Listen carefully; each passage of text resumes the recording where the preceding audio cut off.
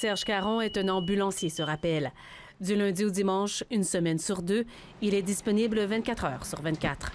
Un horaire qui l'amène à être éveillé de longues heures, surtout lorsqu'il doit transférer des patients vers les grands centres. Si on est parti à 3 heures l'après-midi à 15 heures, on ne sera pas de retour ici avant 3 heures du matin.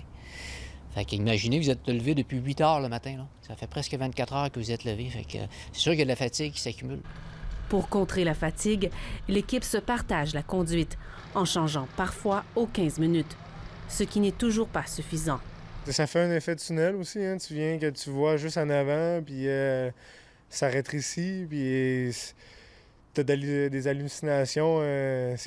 Les ambulanciers de Rivière-du-Loup ont finalement décidé de porter plainte à la Commission de la santé et de la sécurité au travail. Le rapport d'enquête dont Radio-Canada a obtenu copie est basé sur les données de la Société de l'assurance automobile du Québec. La fatigue au volant est comparée à la conduite avec des facultés affaiblies. On peut y lire que les diminutions de performance sont équivalentes à un taux d'alcoolémie de 0,5 % entre 17 heures et 19 heures d'éveil et de 0,1 % après 24 heures. Parce que je donne l'exemple, il s'appelle l'exemple. Les conclusions de l'inspecteur de la CSST pourraient changer les horaires des ambulanciers, se rappellent selon le syndicat.